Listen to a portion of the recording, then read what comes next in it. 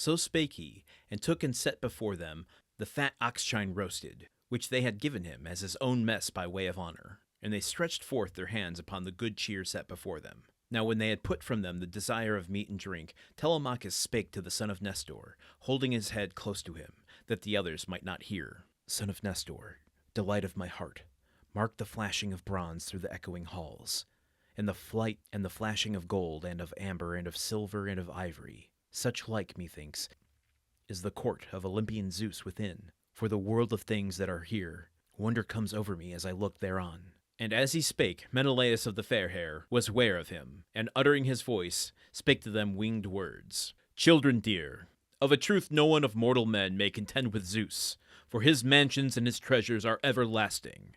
But of men there may be who will vie with me in treasure, or there may be none.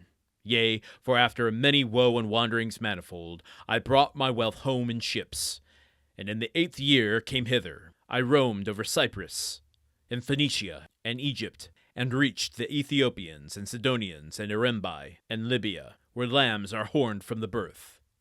For there the ewes yean thrice, within the full circle of a year. There neither lord nor shepherd lacketh aught cheese or flesh or of sweet milk, but ever the flocks yield store of milk continual. While I was yet roaming in those lands, gathering much livelihood, meantime another slew my brother privily, at unawares, by the guile of his accursed wife. Thus, look you, I have no joy of my lordship among these my possessions, and ye are like to have heard hereof from your fathers, whosoever they may be.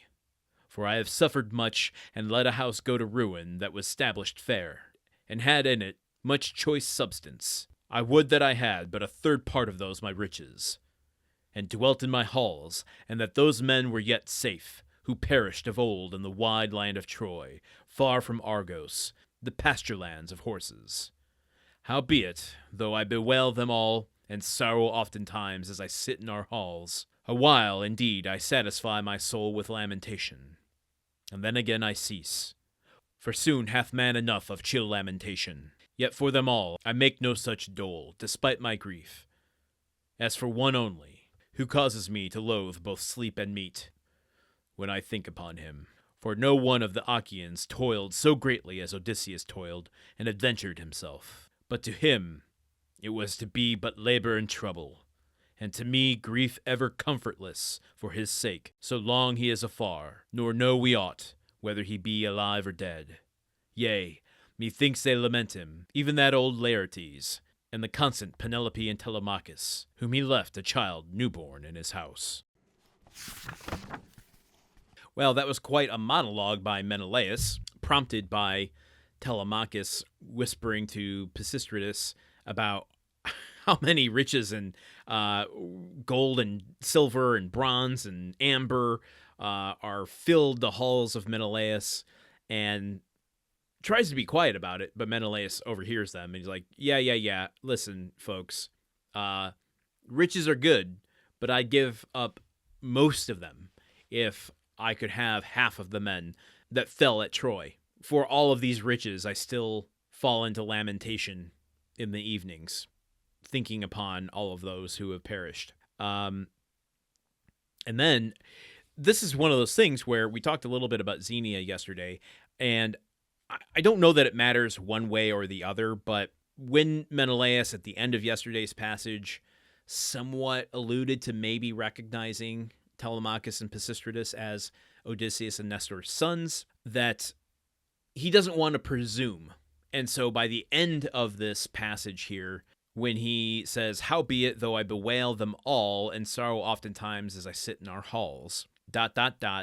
yet for them all I make no such dole despite my grief, as for one only, who causes me to loathe both sleep and meat when I think upon him, ... Odysseus. I think it could be argued one interpretation or another that Menelaus recognizes Telemachus here and even name drops him before verifying that that is who is in fact in front of them, acknowledging that I understand why you are here, and maybe easing the burden of Telemachus having to come to Menelaus as an extension of Xenia, another kind of favor of hospitality he's doing to say I would understand why Telemachus would want to know what happened to his father. His father's the one I mourn for the most. Or if he doesn't know that this is Telemachus, then it's also saying something about Menelaus in that wealth, all of the glitter and gold that Telemachus and Pisistratus mention at the forefront here aren't what makes up his character. He is saying that being rich and wealthy isn't all it's cracked up to be when you've lost as much as I have, when you've seen as much death as I have, when you've lost as many companions, you've lost as many soldiers in battle as I've seen. All that glitters isn't necessarily gold. Okay, I think that's all we've got for today. I do want to make a quick mention of something, though. I'm a little torn, and I would love your thoughts on this. I haven't decided one way or another yet. But for the other show, Countdown of Monte Cristo, where we're reading a page of Monte Cristo every day, I have made it my mission to not spoil that book for myself.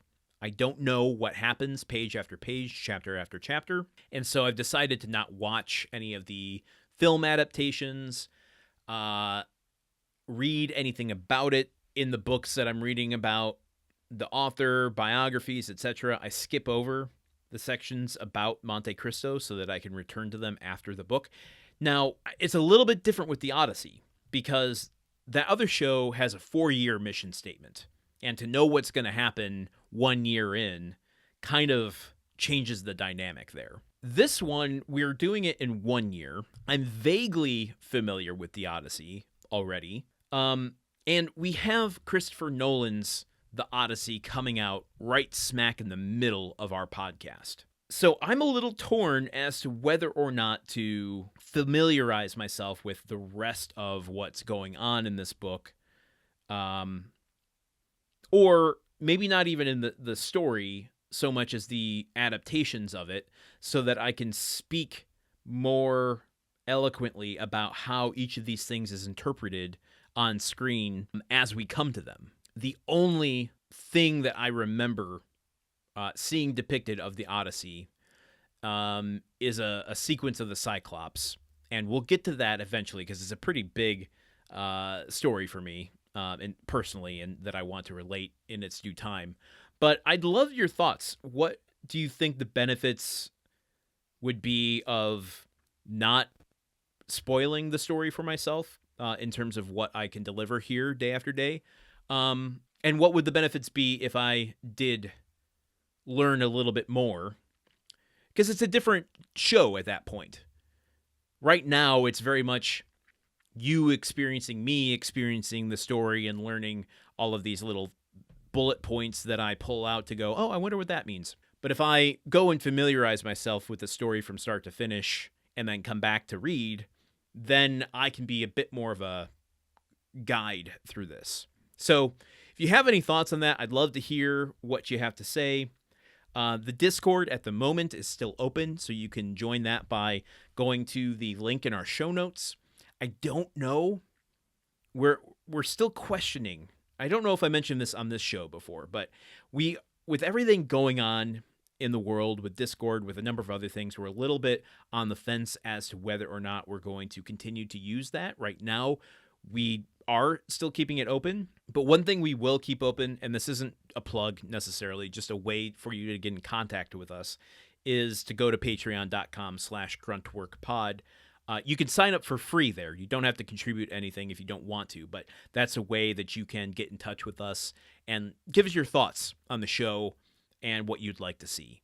So any way you want to get in touch with us now and give me your thoughts. I'd love to know how you would like to see this show shape up over the next year.